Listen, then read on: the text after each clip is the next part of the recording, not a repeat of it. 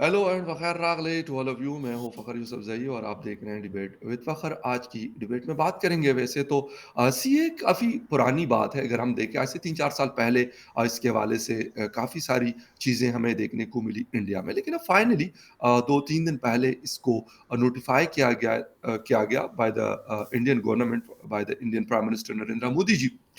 2-3 दिन पाकिस्तान की तरफ से कोई रिस्पॉन्स नहीं आया, लेकिन फाइनली फ़ॉरेन ऑफ़िस की स्पोक्सपर्सन मुमताज़ ज़हरा बलोच जो साहिबा हैं, उन्होंने एक प्रेस कॉन्फ्रेंस की और उसमें कहा कि ये लॉज़ जो हैं, ये डिस्क्रिमिनेटरी है और ये ख़ैर काफ़ी सारी बातें की।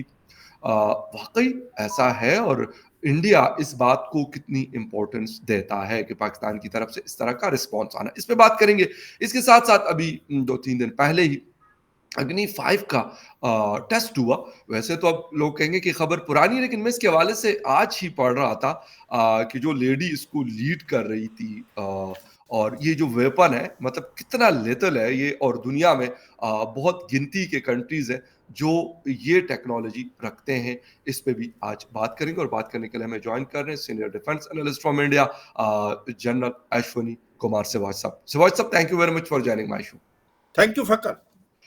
सर, स्टार्ट करेंगे सीएए से। इसके हवाले से हमने इंडिया में प्रोटेस्ट भी पहले देखा, लेकिन अभी कोई खास वो नहीं, शोर शराबा नहीं हुआ, नोटिफाई किया गया पाकिस्तान की तरफ से। मैं बल्कि 2 दिन पहले मैं शो में बता भी रहा था कि देखते हैं कि पाकिस्तान कब तक चुप रहता है और फिर रिस्पॉन्ड करता है। पाकिस्तान के फॉरेन ऑफिस ने ऑफिशियल स्टेटमेंट दे दिया। सर, कैसा देख रहे हैं कि उससे कोई इम्पैक्ट हो सकता है इस पे या नहीं? मतलब जिस तरह बांग्लादेश ने कहा कि इंटरनल मैटर है भाई, वो लॉज बनाए उसको अमेट करें या जो भी उनका है अपना सिस्टम, उसके अकॉर्डिंग वो कर सकते हैं। हाँ बिल्कुल, देखो फकर, इसमें कोई शक नहीं, ये एक इंटरनल इशू है। इसका दूसरे देश से कोई लेना देना नहीं। जी। मगर आप इसकी लिंकेज है, जिस राइट। प्रकार से ये सिटीजन अमेंडमेंट एक्ट 2019 के अंदर एक पार्लियामेंट में पास हुआ, अभी इसके रूल्स नोटिफाइड हुए। आप ओके। अगर देखें कि ये बोलता है कि जो 6 माइनॉरिटी कम्युनिटीज हैं बांग्लादेश, पाकिस्तान और अफगानिस्तान में, जो कि जी। रिलीजियसली प्रोसिक्यूटेड हैं, जिसके अंदर हिंदू भी हैं, सिख भी हैं, क्रिश्चियन भी हैं, बुद्धिस्ट भी हैं, पारसी भी हैं, जैन। जी, वो बिल्कुल।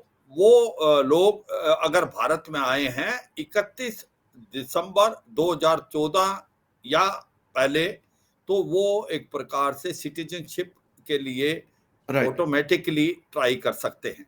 जी। कहने का मतलब ये है कि ये पहली बात तो ये इंटरनल इशू है, ये किसी की सिटीजनशिप लेता नहीं, ये जी। सिटीजनशिप देता ही है। और उन राइट। लोगों की जो कि माइनॉरिटी में थे और रिलीजियसली प्रोसिक्यूटेड उन देशों में जहां पर मेजोरिटी जो था मुस्लिम हैं। तो ये भी हमें समझना पड़ेगा।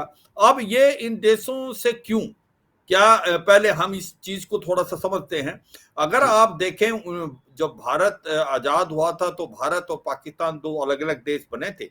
और जी। पाकिस्तान में जब माइनॉरिटीज की जो स्ट्रेंथ थी, वो करीब करीब 22 से 23% थी, जिसके अंदर हिंदू सिख ईसाई सभी थे। मगर जी। आज वो घट के 1 से 1.5% रहेगी। उसकी वजह यही है कि या तो वो मारे गए हैं, या वहां से भाग गए हैं, या वहां से कन्वर्ट हो गए। तो ये राइट। सच्चाई है, वहां पर रिलीजियस प्रोसिक्यूशन बहुत हुआ है पाकिस्तान में, इसमें कोई शक नहीं। अब आप बांग्लादेश की बात करें, जी। बांग्लादेश में भी करीब करीब 23% थे, स्पेशली हिंदू। जब राइट। ईस्ट पाकिस्तान बना, वो घट के 1974 तक 8% रह गए। और नहीं, जी। 1974 तक वो 15% हो गए, और अब घट के वो 8% रह गए। तो यही वो वहां पर भी हुआ, वहां पर भी लोग काफी हद तक भारत के अंदर आए, या वो वहां से कन्वर्ट कर दिए गए। तो इसी प्रकार से अफगानिस्तान, कहने का मतलब ये है कि इन तीनों देशों में ये एक प्रकार से मुस्लिम मेजोरिटी स्टेट्स हैं। यहाँ पर जो भी माइनॉरिटीज हैं वो रिलीजियसली प्रोसिक्यूटेड थी, जी। इसलिए वो भारत में भाग के आई, इनके पास और कोई जगह है नहीं। तो जी। भारत ने एक कंडीशनल इनको वो दिया है, एक प्रकार सिटीजनशिप, कि ये 31 दिसंबर 2014 से पहले आए होने चाहिए, तब तक और उससे पहले। तो ये भी सच्चाई है कि जो लोग 31 दिसंबर 2014 के बाद आए हैं वो इसके अंदर लागू नहीं है। Okay. Point number 1। Point number 2, कि क्या ये किसी की सिटीजनशिप लेता है? बिल्कुल नहीं। ये सिटीजनशिप उन लोगों को देता है जो 31 दिसंबर 2014 से पहले हैं और ये रिलीजियसली प्रोसिक्यूटेड और इन माइनॉरिटी में है। क्या कोई मुस्लिम जो आया है इन जी, 3 देशों से, क्या वो भारत का सिटीजन बन सकता है? उसको सिटीजनशिप मिल सकती है? बिल्कुल बन सकता है। आपका जो हमारा सिटीजन एक्ट है उसका आर्टिकल 5 कहता है कि क्या तरीका है। अदनान समी जो कि एक गायक थे बिल्कुल। पाकिस्तान से, जिसके यस, फादर भी एयरफोर्स के ऑफिसर थे पाकिस्तान के, जी, वो भारत में आए, उन्होंने अप्लाई किया रूल्स रेगुलेशन के तहत, उन्होंने सेटिस्फाई किया अपने डॉक्यूमेंट। आज अदनान समी जो हैं वो भारत के एक प्रकार सिटीजन है। बिल्कुल तो है। इसमें यस, इसमें कोई रोक नहीं है। कोई भी रिलीजन का भारत में आ सकता है। वो मुस्लिम भी जो अफगानिस्तान, पाकिस्तान और बांग्लादेश में आ सकते हैं और वो आर्टिकल 5 जो है स्पेशल रूल 5 सिटीजन एक्ट का, उसके तहत अप्लाई कर सकते हैं। अब पॉइंट आता है इसी में कि अगर कोई 31 दिसंबर 2014 के बिल्कुल। बाद मान जी, लो ये 6 माइनॉरिटी में आया है, क्या उसको ये सिटीजनशिप मिलेगा? उसको इसके तहत सिटीजनशिप नहीं मिलेगा। इसको वैसे ही मिलेगा जैसे दूसरों को मिलेगा। जो अगर ओके। मुस्लिम भी आया है कभी भी, और या हिंदू, सिख, ईसाई, जैन, पारसी 31 दिसंबर 2014 के बाद आया तो उसको भी ऐसे अप्लाई करना पड़ेगा। तो यह राइट, समझना चाहिए, दो तीन बातें बहुत इंपॉर्टेंट है। ये भारत का इंटरनल इश्यू है। ये किसी की सिटीजनशिप नहीं लेता, ये सिटीजनशिप देता है, और वो भी 31 दिसंबर तक जो आए हैं, और वो 6 माइनॉरिटीज जो कि रिलीजियसली प्रोसिक्यूटेड इन 3 देशों के अंदर। अब क्वेश्चन आता फकर कि पाकिस्तान के अंदर रिलीजियसली प्रोसिक्यूटेड तो अहमदिया भी हैं, कि जी, अहमदियास बिल्कुल है। को क्यों नहीं? क्योंकि मैं आपको इसलिए ये बता रहा हूं, हमसे ये क्वेश्चन पूछे गए हैं और ये सेटिस्फाई किया गवर्नमेंट ने। जी, जी, देखो, इसमें कोई शक नहीं, जब भारत और पाकिस्तान अलग देश बने थे तो सबसे पहले फोर फ्रंट में जो चाहते थे कि एक अलग देश हो मुस्लिम के लिए, उसमें अहमदिया थे। और ओके, अहमदिया ही हैं वो जो कि पाकिस्तान के अंदर सारे गए थे। मगर ये विडंबना है, ये बड़ी अनफॉर्चुनेट, कि 1974 के करीब ही पाकिस्तान में उनको पार्लियामेंट ने रेजोल्यूशन पास किया और बिल्कुल, उनको नॉन मुस्लिम डिक्लेयर कर दिया। तो बिल्कुल, उनको अब वो, हम भारत की तरफ से तो मुस्लिम है, उनको तो भारत ले नहीं सकता, और वो रिलीजियस प्रोसिक्यूटेड उस हिसाब से नहीं है क्योंकि वो माइनॉरिटी तो है नहीं। और इसी प्रकार से अगर ऐसे सोचे तो फिर शिया को भी आप इन्वॉल्व करें, वो भी कई जगह से रिलीजियसली प्रोसिक्यूटेड है। तो इसलिए उनको हम नहीं इसमें आते। दूसरी बात आती है कि कहीं ना कहीं बात आती है कि तमिल को, जो तमिल्स है श्रीलंका में, जी, उनको क्यों नहीं कवर कर? देखो, तमिल जो है माइनॉरिटी नहीं है, वो बड़ा साइज है उनका, और वो राइट, नॉर्थ और नॉर्थ ईस्ट में है। आपस में तमिल और सिंहलीज के बीच में प्रॉब्लम थी, मगर श्रीलंकन गवर्नमेंट ने उनका सोल्यूशन निकाला है और वो एक पैक्ट साइन हुआ, उनसे जी, बातचीत चल रही है। अब एक क्वेश्चन आता है रोंगिया, कि जो रोंगिया हैं उनको क्यों नहीं दिया जा रहा? देखो, रोंगिया जो हैं ये समझना पड़ेगा, हाँ ये माइनॉरिटीज हैं, ये एक प्रकार म्यांमार के रखाइन प्रोविंस में थी और ये भाग के आए हैं और बांग्लादेश के अंदर हैं 10 लाख से ज्यादा, और इनको कॉक्स बाजार में रखा गया है। तो बांग्लादेश की जो प्रधानमंत्री शेख हसीना, उसको मानना पड़ेगा कि उन्होंने इनको एक प्रकार शेल्टर दिया है, मगर उन्होंने अलाउ नहीं किया इनको अपने देश के अंदर घुसने के लिए। उनको जी, कहा बिल्कुल, है कि आप वापस जाएंगे। म्यांमार और श्रीलंका के बीच में बातचीत हुई है और ये जो रखाइन प्रोविंस आए ये वापस जाएंगे, क्योंकि अभी म्यांमार की कंडीशन अच्छी नहीं है, मिलिट्री जुंता का रूल है वहां पर, सिविल वार का सिचुएशन है, तो ये टेम्परेरी अभी नहीं जा सकते। मगर इनको बांग्लादेश बिल्कुल अलाउ नहीं कर रहा अपने देश में आना। यही नहीं, जी, किसी और मुस्लिम वर्ल्ड कंट्री ने भी रोहिंग्या को अपनी तरफ रिफ्यूजी नहीं दिया, तो फिर भारत कैसे दे सकता? और हमें अपनी सिक्योरिटी का भी ध्यान देना है, नेशनल सिक्योरिटी। और हमें लगता है कि हो सकता है आईएसआई इसके साथ इन्वॉल्व होके हमारे साथ एक नेशनल सिक्योरिटी का इश्यू हो सकता है, तो इसलिए हम और किसी को नहीं दे सकते। मगर यह सच्चाई है कि अगर आप ये देखें फकर, मैं इसको यही समझाने की कोशिश कर रहा था कि ये ओनली रिलीजियसली माइनॉरिटी जो प्रोसिक्यूट हुई है मुस्लिम डोमिनेटेड 3 देशों से, वही लिंक है, और ये किसी की सिटीजनशिप लेता नहीं, ये ओनली देने के लिए है। और ये अप्लीकेबल कंडीशनल है 31 दिसंबर 2014 तक फकत। ओके। बिल्कुल जैसा अब आपने बड़े डिटेल में इसके जो मतलब चीज़ें हैं वो आपने बताई कि कौन लोग कर सकते हैं, कैसे कर सकते हैं। 2014 यानी एंड 31 दिसंबर 2014 तक जो लोग आ चुके हैं, ये लॉ उनके लिए आफ्टर दैट जो है वो भी शायद कर सक रहे होंगे, लेकिन उनके लिए हो सकता है प्रोसीजर थोड़ा-सा और हो। हाँ सिक्योरिटी की बात की जनरल साहब ने, तो मतलब अफ़गानिस्तान, बांग्लादेश और पाकिस्तान ये 3 कंट्रीज़ हैं, जहाँ से इन लोगों को लाया जा सकता है या लाया जा चुका है। तो वो चीज़ उसको कैसा इंडिया देखता है, लाज़मी-सी बात है उसके ऊपर भी उनकी नज़र होगी, क्योंकि इतना बड़ा अनाउंसमेंट करना आसान काम नहीं है। पाकिस्तान ने बड़ा स्ट्रॉन्ग प्रोटेस्ट किया है कि ये इस तरह की चीज़ें नहीं करनी चाहिए।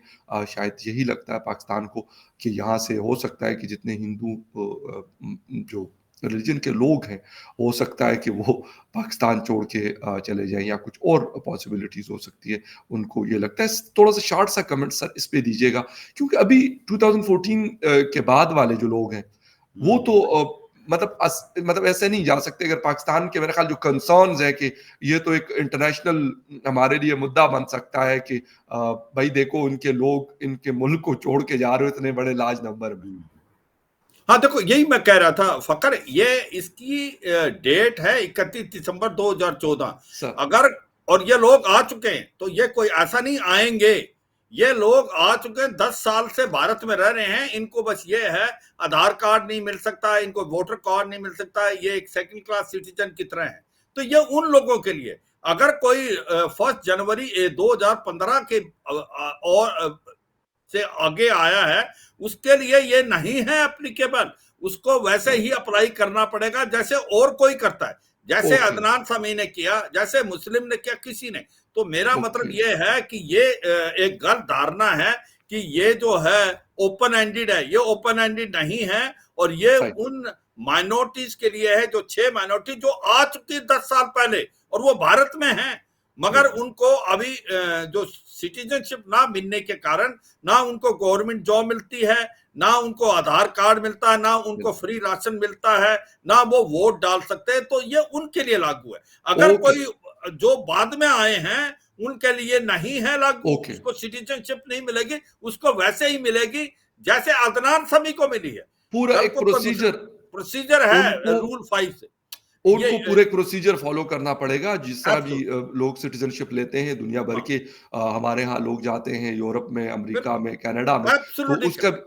जी, जी, उसका एक पूरा प्रोसीजर होता है सेम लाइक दैट इंडिया का भी है। ऐसा नहीं है कि अगर मैं आज चला गया तो मैं कहूँ कल मुझे जो है वहाँ का पासपोर्ट भी इश्यू हो जाएगा, वहाँ का जो आईडी कार्ड राइट, होता है वो भी इश्यू हो जाएगा, ऐसा नहीं है। पूरा प्रोसीजर अगर फुलफिल बिल्कुल, कर लेता है कोई भी, तो उसको जनरल साहब बता रहे हैं कि वो बेशक किसी भी रिलिजन से उसका ताल्लुक है। अदनान समी की बहुत अच्छी एग्ज़ाम्पल जनरल साहब ने वैसे बाय द वे दी है। बिल्कुल। बहुत बड़े सिंगर थे, पाकिस्तानी नेशनल भी थे और उनके father air force fighter jet pilot थे चलाते थे पाकिस्तान में। पाकिस्तान एयर फोर्स में। इसमें हाँ, कोई डाउट नहीं है और वो वहाँ के सिटीज़न और हैं, अपनी फैमिली के साथ बट वो वहाँ आबाद है।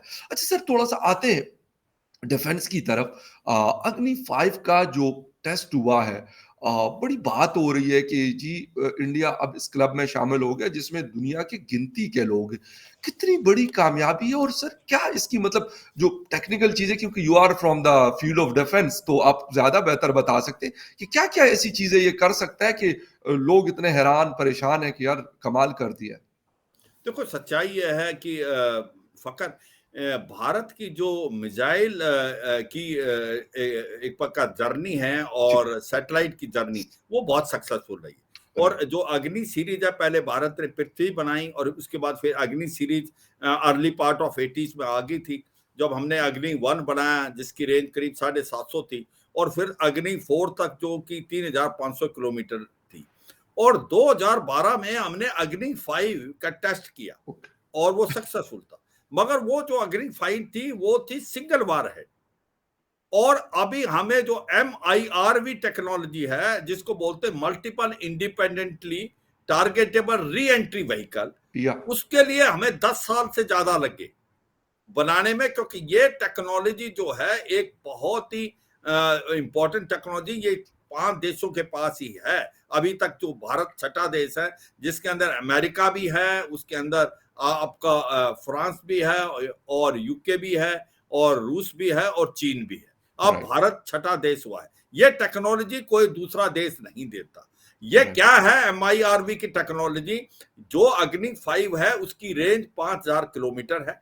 और ओके, ये जो है, जब टारगेट सेटल आपकी मिसाइल फायर होती है और ये आउटर स्पेस में जाती है और उसके बाद ये इनर स्पेस में आती है, तो ये मल्टीपल वार हेड कैरी करती है और ओके, हर वार हेड अलग अलग जगह हिट कर सकते हैं इंडिपेंडेंटली, और वो ओके, न्यूक्लियर वेपन भी कैरी कर सकते हैं। राइट, और इनकी जो स्पीड है वो मैक 5 से 6 मैक से भी ज्यादा है। और ये शोर शॉट अपने टारगेट को हिट करते हैं। और इसके अंदर जो एवियोनिक्स और आपके सेंसर वो इंडिया में बने हैं, ये बहुत ही काबिले तारीफ है। तो ये जो हमें टेक्नोलॉजी, हमने जो माहिरता की, ये मुझे लगता है इसके कारण बहुत फर्क पड़ेगा। इसका मतलब क्या है कि आज अगर हमारी 5000 किलोमीटर इसकी रेंज है, तो हम चीन का पूरा इलाका कवर कर सकते हैं। और जी, यही नहीं, यूरोप का, जो ईस्टर्न यूरोप का हिस्सा भी हम कवर कर सकते हैं। तो एक तो इसकी रेंज 5000 किलोमीटर है। दूसरा, ये एक प्रकार से मल्टीपल वार हेड कैरी करती है।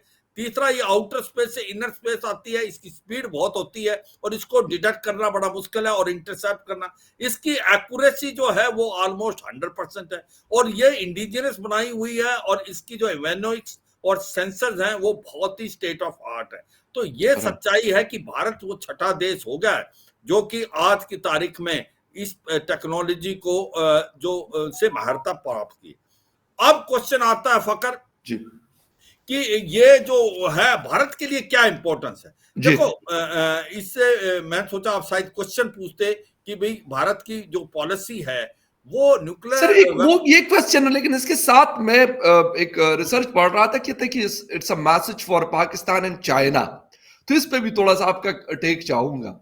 हाँ, देखो देखो, सच्चाई ये है कि इसी को मैं आगे बताने की कोशिश कर सर रहा था। बहुत अच्छा किया आपने ये क्वेश्चन पूछा। भारत की न्यूक्लियर हथियार को देख के नो फर्स्ट यूज की पॉलिसी है। हमारा है कि हम कभी भी न्यूक्लियर हथियार किसी दूसरे देश पे नहीं इस्तेमाल करेंगे, ओके, मगर हमारे पास एक क्रेडिबल मिनिमम डेटरेंस है। इसका मतलब अगर हमारा एडवर्सरी हमारे ऊपर न्यूक्लियर हथियार इस्तेमाल करता है, तो जी, हमारे पास इतनी काबिलियत है कि हम सेकंड स्ट्राइक उसके ऊपर करेंगे और उसको बर्बाद कर देंगे। अगर ओके, पाकिस्तान होगा तो उसका नामो निशान मिट जाएगा, क्योंकि छोटा सही, देश है। और चीन के ऊपर भी बहुत ज्यादा नुकसान होगा। तो इसलिए हम कहते हैं कि nuclear weapons are not weapons of war. Nuclear या हथियार वेपन नहीं है लड़ाई के, दीज आर वेपन बिल्कुल, ऑफ डेटरेंस।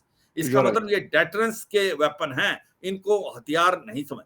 मगर आपको अपने पोटेंशियल एडवर्सरी को यह बताना पड़ता है कि अगर आप न्यूक्लियर हथियार इस्तेमाल करेंगे, तो भारत के अंदर ये क्षमता और काबिलियत है कि हम उसको झड़प के, उसको अब्जॉर्ब करके हम सेकंड जी, स्ट्राइक आपको हिट करेंगे और आपको बहुत ज्यादा हम नुकसान करेंगे। इसलिए वो डेटरेंट है कि वो न्यूक्लियर हथियार भारत पे इस्तेमाल नहीं करे। तो ये सच्चाई। इसके दो बात है। एक तो जी, हम अपने एडवर्सरी को बताना चाहते हैं कि हमारे पास ये काबिलियत और क्षमता आ गई है कि जिसके अंदर एक तो रेंज बहुत ज्यादा, जो कि चीन तक को कवर करेगा। और दूसरी बात है, ये टेक्नोलॉजी और किसी देश में नहीं, पांच के अलावा इसके अंदर न्यूक्लियर वार हेड जो हैं बहुत ज्यादा हैं, उसको आप इंटरसेप्ट नहीं कर पाओगे। और इसकी स्पीड बहुत ज्यादा है और ये एक्यूरेट 100% है। और ओके, अब जो बात आपको आती है कि जी, जैसे मैंने बताया कि भारत की जो पॉलिसी है वो अभी भी नो फर्स्ट यूज की है।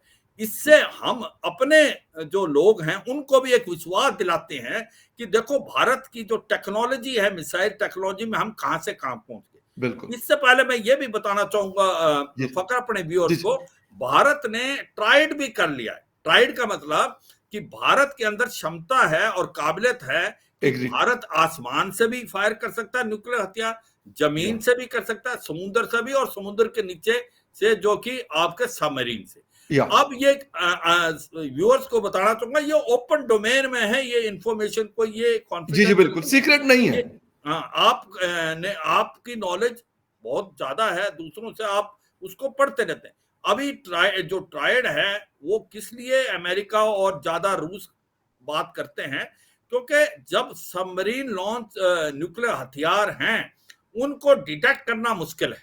उनको हुँ, आप प्रीएम्प्ट नहीं कर सकते। एग्ज़ैक्टली। अगर मान लो कोई देश है जो कि न्यूक्लियर, अभी सबको पता है कि 90% न्यूक्लियर हथियार अमेरिका और रूस के पास है। रूस के पास बिल्कुल, सबसे ज़्यादा है, करीब-करीब 6000, 5500 करीब अमेरिका के पास, और बाकियों जी, के पास 250। फ्रांस के पास है, यूके के पास है, और चीन के पास है 300 के जी, करीब, और वो बढ़ाता जा रहा है। और उस ये हैं 5 न्यूक्लियर डिक्लेयर्ड स्टेट, और 4 हैं वो स्टेट जो कि न्यूक्लियर स्टेट डिक्लेयर्ड नहीं हैं, मगर उनके पास न्यूक्लियर हथियार हैं, जिसके जी, अंदर भारत भी शामिल है, पाकिस्तान भी शामिल है, इज़राइल भी शामिल था, और नॉर्थ कोरिया भी है। जी, आज तक ईरान उस स्टेज पे नहीं पहुंचा, कोशिश बिल्कुल, कर रहा है। ये हमें एग्री, समझना चाहिए। तो ये इंपॉर्टेंट चीज है कि अभी ट्राइड की जो फैसिलिटी है, वो भी 2-3 कंट्रीज में, 3-4 कंट्री में, इसके अलावा नहीं है। बिल्कुल उससे ठीक, क्या होता है कि अगर आपका एडवर्सरी आपके ऊपर न्यूक्लियर हथियार डालेगा, तो वो यकीन करेगा कि आपके अपने न्यूक्लियर हथियार को प्रीएम्प्ट करे। एग्री, इससे पहले कि वो अपना न्यूक्लियर हथियार आपके ऊपर डाले, वो प्रीएम्प्ट करके आपके न्यूक्लियर हथियार को बर्बाद कर देगा। मगर आपके पास ट्राइड की फैसिलिटी है, तो सबमरीन को डिटेक्ट करना बड़ा मुश्किल है कि वो एग्री, किस समुद्र में होगी। तो इसलिए भारत की ट्राइड की जो भी कैपेबिलिटी है, और अभी हमने जो MIRV कर लिया है, मल्टीपल बिल्कुल, independently targetable re entry vehicle, ये काबिले तारीफ है, ये नो फोर्स डाउट, मल्टीप्लायर है, ये गेम चेंजर है। ये हमारा जो देवास्त्र स्कीम है उसके तहत हुआ है। तो बिल्कुल, ये सच्चाई है कि ये चीन को एक प्रकार से वार्निंग है कि अगर वो ऐसी कोई हरकत करेगा, तो भारत के अंदर ये क्षमता और काबिलियत एग्री। है।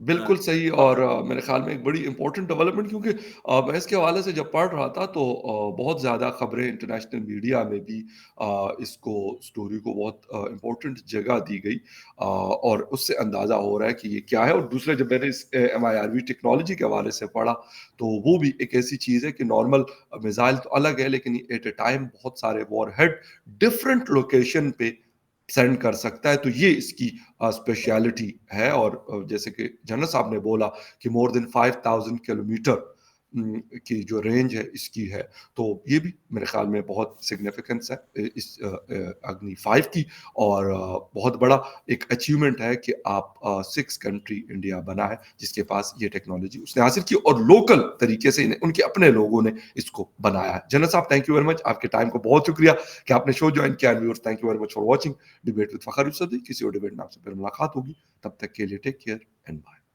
Thank you Fakhar. Thank you sir.